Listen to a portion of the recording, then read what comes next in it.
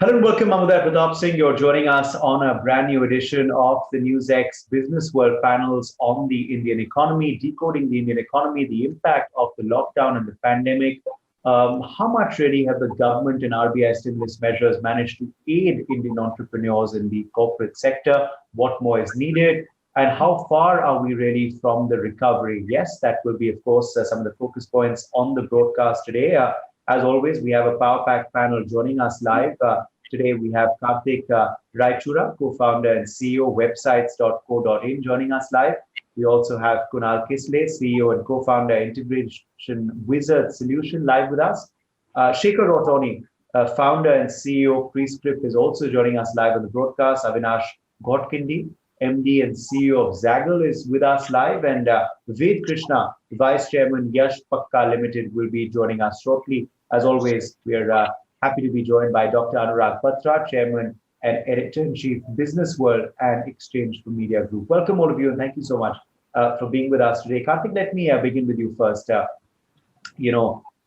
some of the trends, of course, that you have picked up in this lockdown, has it been, of course, a big boost for companies that are heavy on digital already, on their side, e-commerce, e-learning and all of that. But also for you, Karthik, what have been some of the proactive decisions that you took to circumvent some of the major impacts of the lockdown and pandemic? Okay, so a little bit about introduction about what we do. So we have websites.co.in. We help small micro business owners get their businesses online in 15 minutes through our app. And largely, most of our business comes from abroad, right? So we have customers from all over the world. We have adoption in 200 countries, and the largest amount of customers come from developed nations. So, even before the pandemic hit India, we already had started getting signals from, the US and, Europe, that there is, significant, so because the lockdown was, implemented over there a lot earlier than India, we were seeing a lot of people churn out, right? We were seeing a lot of people panicking. We were seeing a lot of people saying that right now they don't need a website for their business because they don't really have a visibility of whether, they would, because, the segment is very sensitive, like micro business owner is, very sensitive to the kind of impact. And because it was a lockdown, a lot of businesses, were not able to do anything, right? They were not, so even e-commerce businesses, which are, in the small, micro business segment, these guys were not able to operate because of the lockdown. So what they were doing was they're actually canceling subscriptions. They were saying that, okay, when the when the lockdown is opened up, so even the $30 that they had to pay us, right, in a monthly subscription format, they were churning out. And we were, on a very high growth path, right, in terms of the kind of adoption, in terms of the kind of paying customers that we are getting.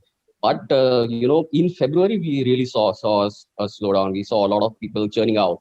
And so for our businesses, what we did was that we knew that the economy will come back on track, right? But if these customers churn out, then getting these customers back on a subscription model would be a challenge for us. What we did was we gave out freebies, right? We gave out free extension of monthly subscriptions with a coupon code called Fight Corona. So anyone who applied that coupon code was already a paying customer would get an extension until the lockdown is over, right? And so that way we retained a lot of our customers.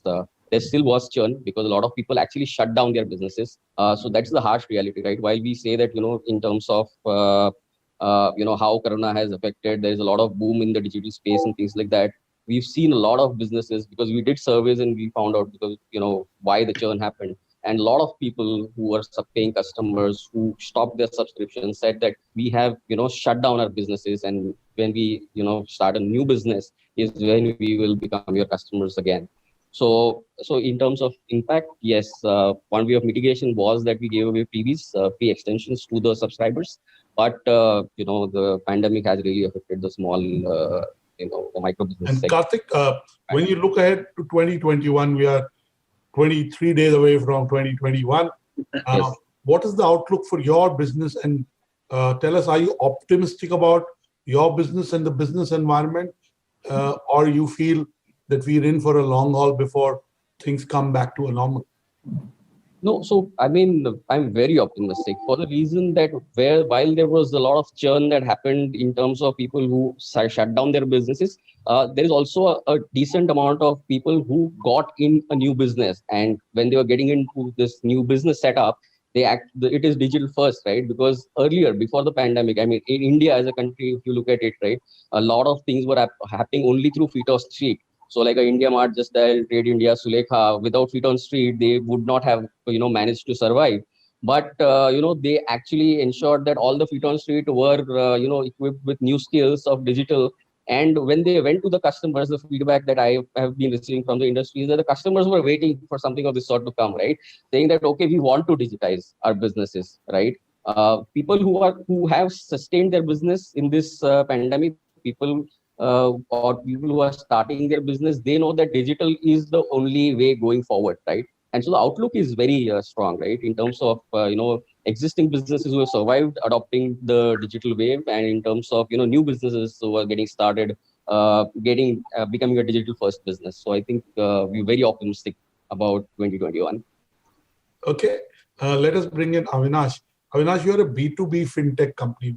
Yes. In some way, you are helping companies manage their expenses digitally and make sure that build in the element of rewards, building the element of loyalty, and expense management becomes fun. So give us a sense, when the focus of CEOs, HR heads was on downsizing, how did it impact your business? Because except for a couple of industries, headcounts in most other industries came down, or at least became standstill.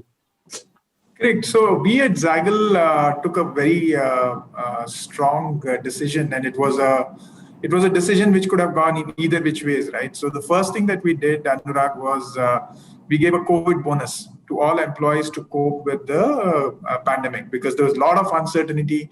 We gave a bonus of about 10,000 rupees for every employee who was with us, just to be able to get their internet going at home, just to be able to get enough supplies. And that really, and this we did way back in March. So this really changed the perception of our employees and the whole morale of our employees, rather. And the second thing that we did was we got all the employees together. We had a conversation, open conversation, and we discussed, would you want us to downsize, or would you be willing to take a pay cut? And you would be surprised, more than 97% said we'd rather take a pay cut than have any of our colleagues go. So we took that call. We had a pay cut for 3 months. Everybody shared the pain. But after that, we were back. And that worked remarkably well, because even when people had a pay cut, they genuinely recognized that the company and the founder, Mr. Raj, and I, as the MD, we really cared for our team. And this was not just lip service, right?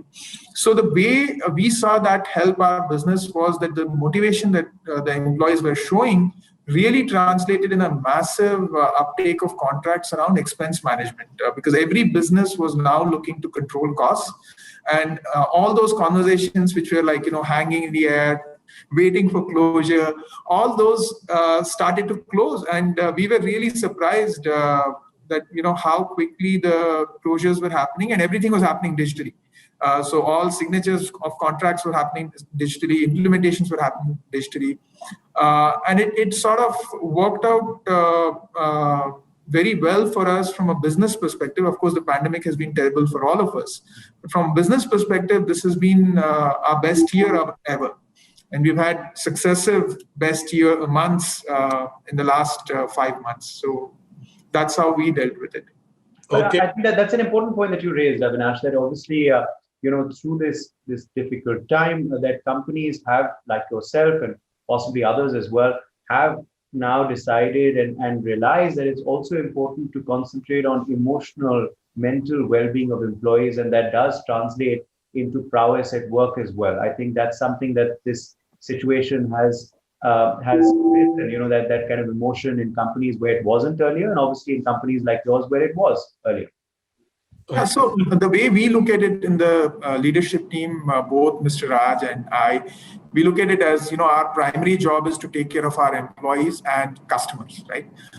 And if we are able to take care of these two legs, everything else falls in its place automatically, because customers tell us what's good about our product, our solution, what's bad about our platform, and so we can improve, which is very important. And employees make sure that they are taking care of, all the other elements within the business, whether it's finance, whether it's HR, whether it's marketing. So that's how we look at it primarily on our end, and that's served us well. Absolutely. And you said it was the best year you had in a while. Give us a sense of why it was your best year, and what were the factors that helped you do this superlative performance? So, Dr. Batra, two things primarily, right? One, as I mentioned, the uptake on our platform. We built a lot of tech, a lot of capability, a lot of AI, ML, a lot of stuff that, companies typically talk of. We had it actually working on the ground on our platform. But we never had been able to get that fillip or push, because expense management didn't seem to be top of the mind of a lot of businesses and companies. The other thing that we did was that we actually increased the number of partnerships that we did. So we had a partnership with Visa, we had a partnership with NPCI, quite a few banks like DBS, ICICI, Yes Bank, who then started to offer this to their partner, either their partner banks as a platform solution to integrate with their corporate cards, or the banks were selling it to their SME customers, right? So we saw that uptake really, really go up simply because these partnerships, and every bank was now getting customers who were saying, look, I need either a borrowing or some way to control my expenses, or both. A lot of the banks, our partner banks, said, look, I'm happy to lend to you, but I want you to take this corporate card and I want you to implement this expense management solution so that you're controlling your expenses. And we also, as a bank, have some visibility of, where are you spending, right? Because it's easy to lend, but every lending institution should and wants to have some sense as to where the money is going. And through an expense management platform, you're able to achieve that. Fair enough. So we'll come back to you, Avinash, but let us bring in Shekhar, Kunal, and Ved into the conversation. Shekhar, again, you help doctors kind of digitize their prescriptions, as your name of the company suggests. Now, the healthcare domain itself saw a shrinkage of number of people visiting hospitals, number of people visiting doctors. So tell us, how are you able to pivot around your business and kind of rebuild it? Yeah, so to be honest with you, Dr. Batra, when the pandemic started, I honestly did not think that we will survive this, given that, so our niche specifically has been doctors that, see a lot of patients, and, typically a doctor that sees anywhere between 50 to 150 patients per day were our target audience, right? And these were the doctors that were already on the platform pre-COVID. And the moment COVID hit, in the first week itself, we saw it go down to our startup days, right? Like the first month of our operation, of our app being operation, the number of prescriptions in the month of April and May combined were lesser than the first month of our operation back 6 years ago. So, we were honestly very, very worried because, there was a significant decline, more than 95% decline in in-person visit. There was no in-person visit happening. A lot of doctors were consulting with their patients, anxious patients, absolutely free of cost. And, one of the key problems that actually came to light was that, doctors are spending more time, treating a patient digitally. Like, we would say that telemedicine is actually designed to save cost and time for the patient, right? While I honestly think that's not really true, because, we launched our telemedicine platform in June, and we've seen, 4x growth month on month. But now the moment things are opening up, you're seeing, in-person visits increasing again. I keep saying most domains, a lot of things that we do right now are out of compulsion. When we will have a choice, we'll see what will stick and what will go away. So the example you gave of, people wanting to go and consult the doctor face to face, now that they feel a little better about visiting a hospital or a doctor, possibly is going to manifest itself in a bigger way. Yeah, think about it, Dr. Batra. If you are as a patient, right, with telemedicine, the most important part of the doctor-patient interaction, which is the examination, where the doctor examines you in person, feels you, feels your heart rhythms, feels your pulse. that entire portion of the consultation itself is missing with telemedicine, right?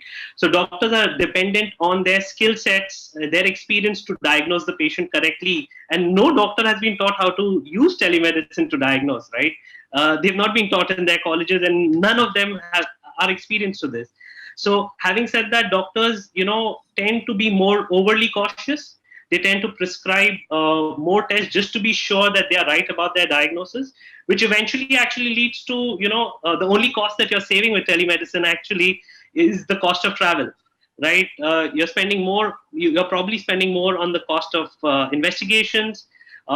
You're spending more time with the doctor, which eventually means that, the doctors are expected to charge less for telemedicine. That's actually very unfair. Because typically a doctor would spend 5 minutes with you, concentrated, he would diagnose you. But now he's spending 10 minutes to 15 minutes and he's expected to take less, and which is really, really unfair, And our business is primarily dependent on the doctor, right? So if the doctor and his practice is doing well, we are doing well. So having said that, I absolutely agree with you. I think the moment things start opening up, and, to be honest, the month of October and November, we've seen, flattening in our telemedicine collections. Right, we were growing 4x in the first 3-4 months. Now it's flattening, and we are seeing a trend. I wouldn't be surprised that telemedicine would be reduced to the easy cases, like the 5 to 10% of the easy cases that doctors are very confident to treat over, telemedicine. But beyond that, we'll be back to business as usual within the next 12 months after the vaccine is out. That people already are going back to physical clinics and hospitals for non-COVID cases. Yes. So initially, until June, it was 10 to 15% of their original, traffic. Now we are seeing it reaching 35 to 40%. Some specialties like pediatrics, they are affected the most. You have to understand that unless and until schools don't open up, unless and until economy does not come back on track, certain specialties, specifically the likes of, pediatrics, it would take time for, for things to come back for business as usual for certain specialties like pediatric, as I mentioned. Okay. So, Kunal, let me bring you in. Tell us, what have you done to pivot in your business in the last 8 months, and where do you see it headed over the next few months? Dr. Batra, I think ours have been quite a curious case, because in the last, I would say even 6 months, not even 8 months. In the last 6 months, our installed base has actually doubled from the last 6 years. So I would probably attribute it to 2 key factors. One of them is essentially the adoption of digitization and particularly AI. So it has gone from good to have to a must-have scenario. And the other thing was right at the time of the pandemic, when the pandemic struck, to a large extent, we happened to be in a position where we could, kind of tweak our solutions to, kind of cater to the requirements that the customer had. So if you look today, some of the major mall chains that you have in India, and you would potentially, if you visited them recently, you'd potentially see a large screen displaying number of people that are inside.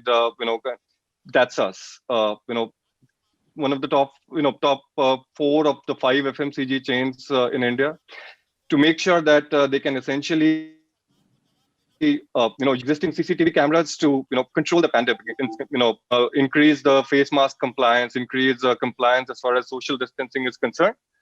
They're using, our platform. So, I guess we, kind of see our traction growing, and, maybe it might not grow at the same rate, but in the coming years, what we've realized is, adoption of AI is, something that is going to be necessary if an organization is to compete and survive. So that bodes well with us. I think video cameras and video content and surveillance, and as remote working and remote work in every sphere of our life grows, the kind of service you provide will have even more relevance as we get used to virtual ways of doing a lot of things that we used to do physically. Let us bring in Ved Krishna. Ved, tell us a bit about how you have pivoted over the last 8 months, and where do you see your business and the economy going over the next few months? Absolutely. First of all, apologies for joining this discussion a little bit late. I was stuck in another discussion. However, so we are mainly in compostable packaging, very different from my other panelists who seem to be mostly in the digital space. So we are very much based out of food service sort of domain. So, all the these days, all the compostable products that you use in terms of if you go to a Haldiram or an airport or a checkpoint, you'll see these brown colored plates and bowls. So I'm sure most of you have tried it.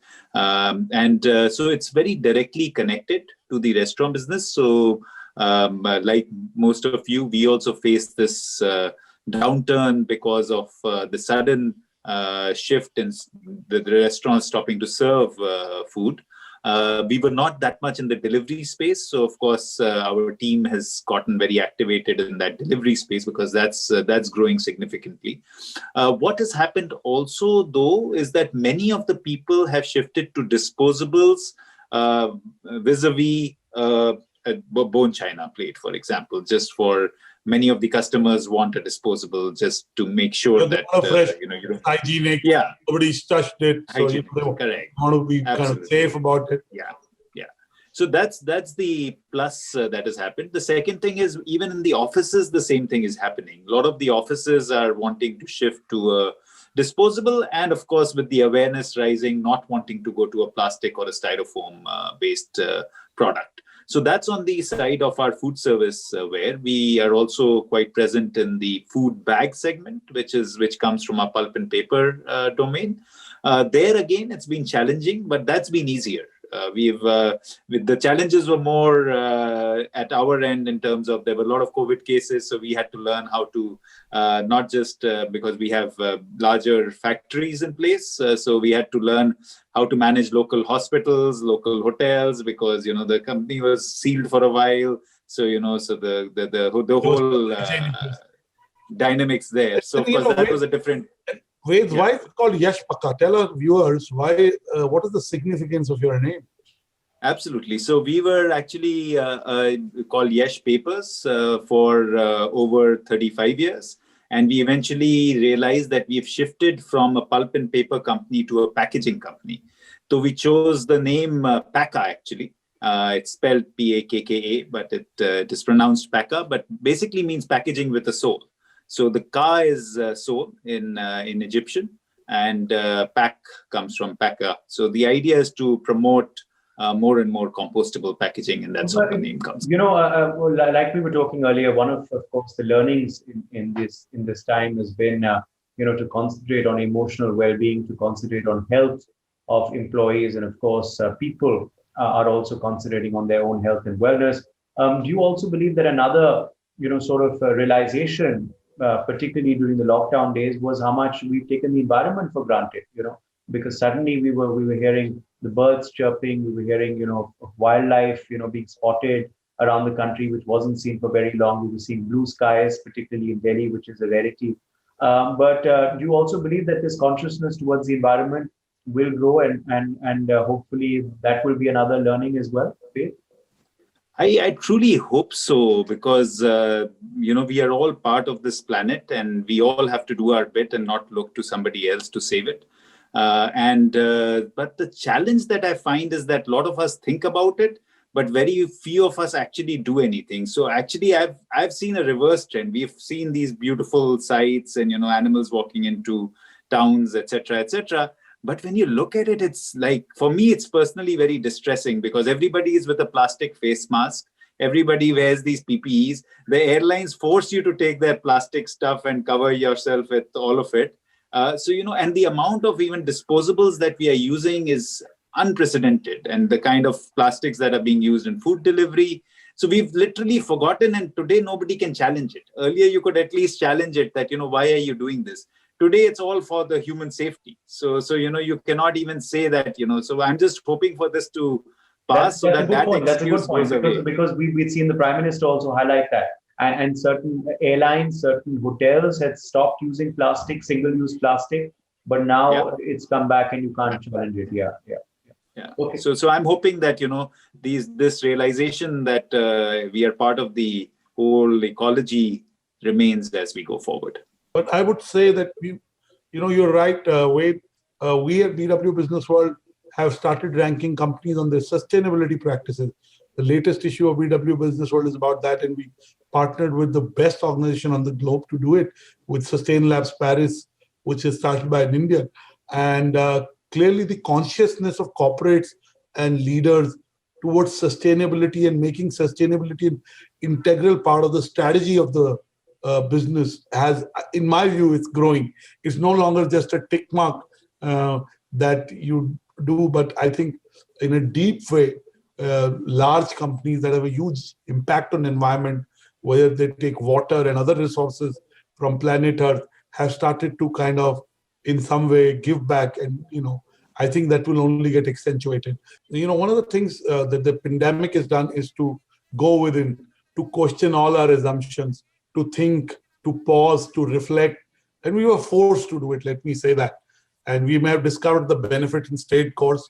But let me ask all the panelists here, what are their top lockdown lessons? What has changed in them as an entrepreneur, which will hold them in good stead throughout their life?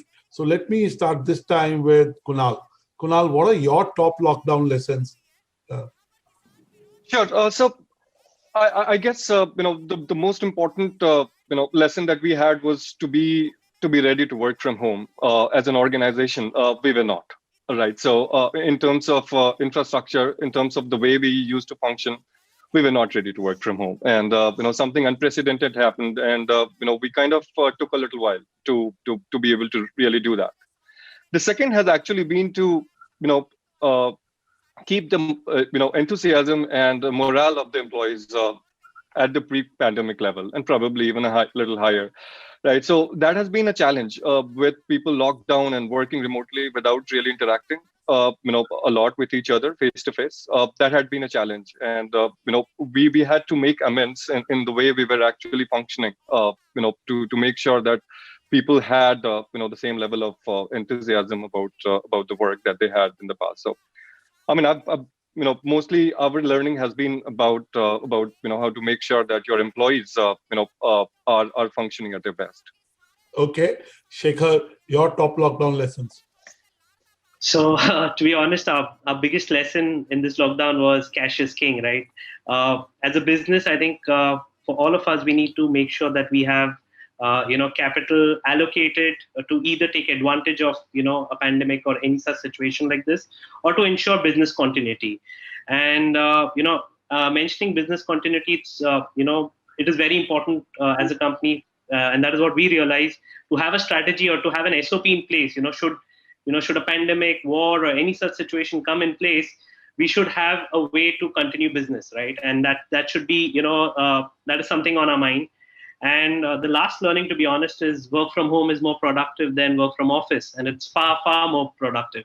So I think we may probably take a long-term view on work from home, and we really see the benefits of work from home.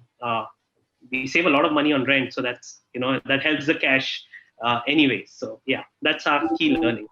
Wait, Krishna, your top lockdown lessons.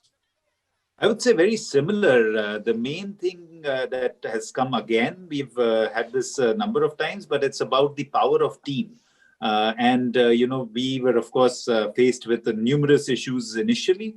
But the whole idea that even in this time when we are in a physical business where we sell a product, physical product, but even in this time, our team didn't lose spirit, mainly because there's just such a strong bond between the organization and the team. So I would say the greatest takeaway is this, to keep that bond going and keep moving together. Avinash, what's your top lockdown lesson? So a couple of things. One, empathy and goodwill are your biggest currencies, right? Empathy towards your employees, towards each other, and goodwill from customers. In the medium to long term, that's what's going to really, really help you, overcome any challenges. The other thing I would say is that the human spirit is amazing. When you see all these kind of situations, and you feel that it's the end of the world, but it never is as bad as it seems. And the way our employees rallied, the way our teams rallied, adding to what Ved just mentioned, it's just amazing what a united team can actually achieve. And I think we've seen that with Pfizer, with all the vaccine companies as well. They've got together and got very close to solving this problem already. So that's amazing. Okay, Karthik Raisura, your top lockdown lessons. I mean, there has been so many, right? From so many, segments of, in terms of customers, are internal customers, external customers, are investors, right? So let me begin with, I completely concur with every entrepreneur here saying that, for the employees, right, work from home has been one of the most productive things as well, but also a learning curve, right? Because everyone just went into a So Karthik, I didn't want to interrupt anyone, but I've said this on the show before, and I'd say that I'm part of 2 companies. I can say that work from home for most of them is productive, and for the company overall is productive. But for at least 20% of them, it's not, because the nature of their jobs and also the nature of their own working. And I dare to say people who were motivated before the pandemic continue to work well from home, but people who needed supervision, let me put it this way, they may need to come to office. For functions like sales, it doesn't work. If you're in manufacturing, it doesn't work. But go on. Absolutely agree with you over there, that people who are motivated will find ways to make sure that they are contributing to the startup, and people who are not, you have to push them, whether it's work from home or from office. But I think, we actually deployed work from home a lot earlier than, it was the lockdown situation in India, because we already had signals from, abroad that, we might go into a lockdown. So I think about 2 weeks before we were in the lockdown, we had already started. We had already given our employees, a work from home opportunity, and we were trying to experiment how things will work if we enter into a lockdown. Karthik, if you had a choice to have even COVID goes away, let's hope, pray, in 1 month or even earlier, would you then still adopt work from home in the way you have done now, or would you go back to office? No, we would actually, for our tech teams, I think, they are the most productive when they're working from home, actually, because they meet the deadlines, right? They ensure that, so there is a, huddle that happens in the morning. Everyone knows, what they're supposed to do. And, the next morning, again, there's a huddle, and people are, when they're in the office, they have an excuse saying that, okay, this happened, that happened, But when they're working from home, they don't have any excuses. They actually find time to ensure they expand their work, timings, and they ensure that the work is complete. I think that's become very productive for us. One is work from home. Second, the topmost learning is to automate a lot of things, right? Like in terms of support, during the pandemic, things were so crazy, and the sentiment completely was very bad, right? So for a person who would put in a support request saying that this is not helping or how to do this, right? He would be okay if, the answer came a little later in the day, right? After a few hours. But during the pandemic, everyone was so stressed out. Our ratings on the Play Store started going down dramatically because people were pissed, right? They were giving, and the whole frustration is on to a support executive, right? So we realized that we have to automate a lot of things. So we came up with video guides, we came up with automate. The chatbot revolution became mainstream. I want to tell you, in some of the conferences in Europe and US, even last year, your co-panelist was a bot. Wow. And that's, I'm talking, and I'm not making it up, okay? It may sound like a sci-fi movie, and you know that singularity is likely to happen by 2034. It may happen even well before that. So machines have started to, in some way, emulate human beings. But it's difficult. Human beings are so unpredictable that you can never emulate them fully. But let us ask you, one, when do you see the economy coming back in full bloom? Let me start with Shekhar this time. Shekhar, you already talked about the telemedicine numbers going down, physical visits growing. So that in some way also shows the confidence in the, fact that we can deal with the healthcare issue, right? And, for the first time in last 2 days, the numbers in Delhi are the lowest, right? So clearly there may be a waning down of the virus. It's too early to say that, but looks like. So when do you see the economy coming back in full bloom? 6 months, 12 months, or 18 months? And why? Qualify. Well, as I said, my opinions are reflective of what doctors are telling me, and after talking to a lot of these senior doctors and understanding their understanding their practice and seeing the trend. To be honest with you, I may sound pessimistic, but I look at 18 months as the time where we are looking back to coming back to the normal level. Two reasons. One is that, though vaccines are out, right, will be out maybe in a month or maybe in a couple of months. Distribution and further, the safety studies. A lot of doctors want to see, want to make sure that the vaccines are safe before they themselves administer it, right? And specifically the senior ones. So, having said that, and from the sentiments that I get from doctors, I look at 18 months, to be honest, nothing before that. And I hope it is earlier, and I hope I'm wrong. We hope too. And in my view, it will be faster. I think in the next 6 to 12 months, of course, there is a big variable of when the COVID goes away and the distribution and efficacy of the vaccine. And I'm not a doctor, so I'm not competent to, but from whatever I read and I talk to people who are experts, I think we'll have to wait and see. And also, the government is capable of spending and that can spur the economy. But I think till the government is sure of the vaccine, the government doesn't want to go into a mode where it spurs certain sectors. So clearly, the government is very calibrated in its thinking about it and very, dynamic in its response. Rohit Krishna, when do you see the economy coming back from the number of, units being consumed in terms of the various sectors that you service? What is the sense you get? It's a tough question. Again, I think Shekhar is definitely better placed, like he said, 18 months. So I'm actually based in US, and here it's actually really, like, in India at least, we are still mixing around a little bit. Here it's literally like you see somebody on the street and he'll immediately move, at least 6 feet away. So I find that to be like, it's and there is so much fear in everybody, at least in the part of the US where I am. So it's very difficult for one to say when it will come back. But I would stay with the view that it's not going to be as soon as we think in terms of you asked pre-COVID. So that, of course, and some of the industries will do better than the others, etc., etc. But overall, I would also say that it's at least longer term than shorter. I would say people have inherent fear now, and that to go away takes time. Kunal? Well, I think that it will be different for different segments, and a lot of industry verticals, be around logistics, might recover faster, maybe 6 months time period. But there are a lot related to manufacturing, verticals like automotive manufacturing that might take a bit longer to recover.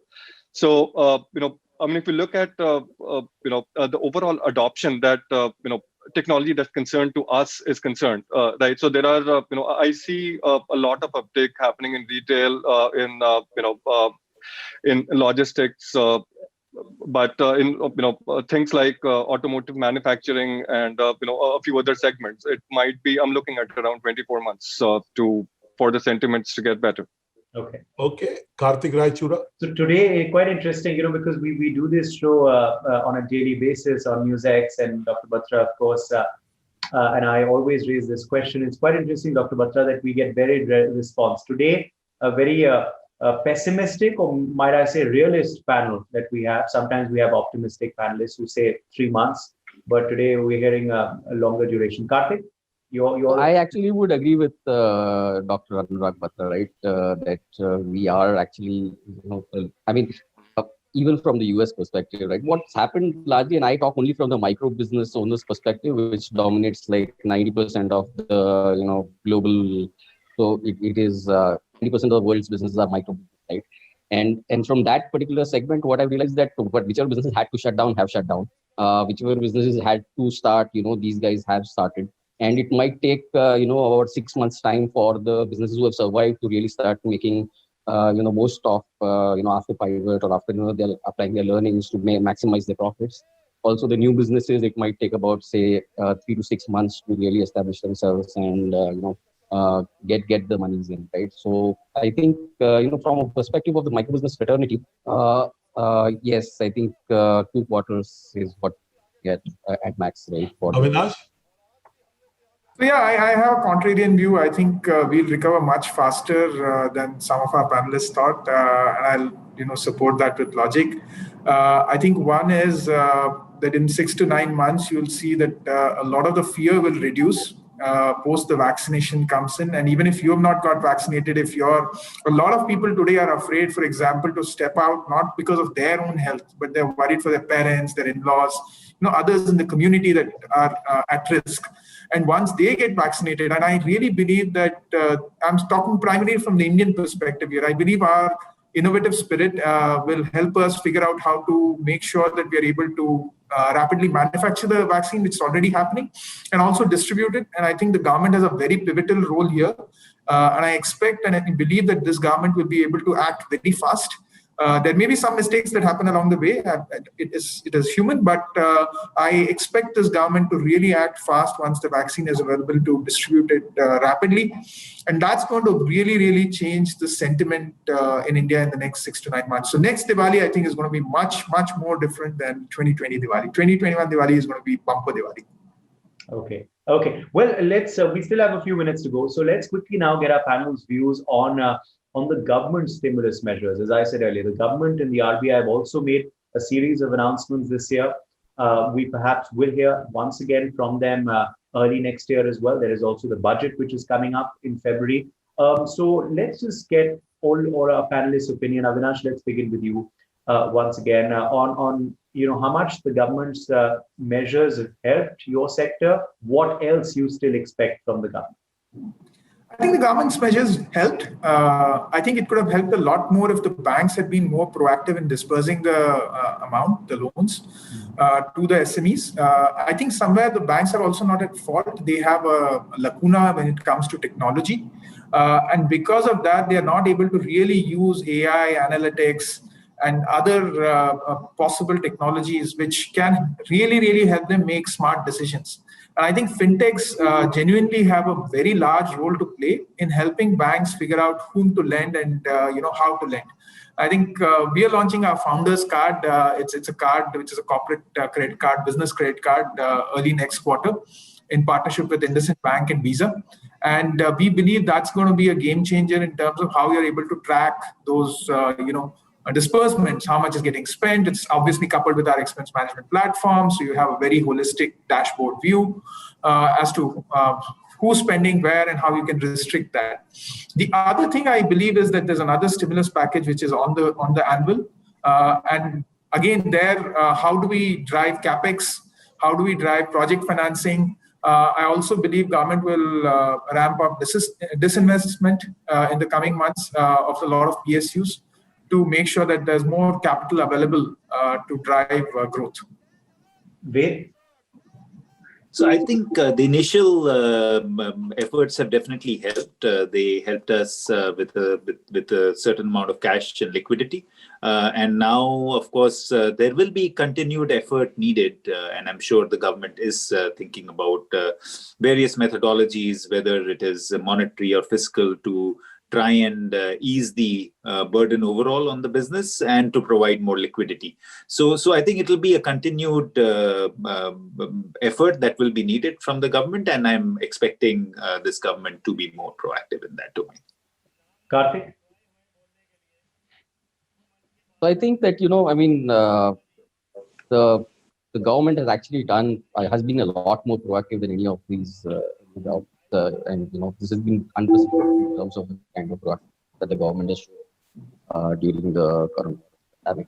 So we're hearing about some 20 trillion fund that was supposed to go to the small and medium enterprises, and what's happened is a lot of money has already gone to people who have borrowed more. So if you already borrowed, then there is some sort of relief to you, and then you also allowed to borrow more money to. And that's the liquidity that these segments are getting. But in terms of micro business segment, I think there is still a lot that needs to be done, right? One thing that I really appreciate is that the word startup and the word Atmanirbhar has gone mainstream, because of the government, and a lot of people are talking about Atmanirbhar, and websites.co.in startup is actually is one, I think, personified personification of the Atmanirbhar term, right? Because we enable businesses to get online, set up their own website themselves and then grow their business, right? So in terms of not directly the kind of money that would get into your bank account, but I think a very similar, not to the scale, right? But Facebook had set up a 32 crore grant, right? And we've got a portion of that grant. That's a very small amount, but at least it's hitting our bank account, right? So I was expecting if there was something that the government would have done, to ensure that money reached the right people, sooner, that would have been a lot better.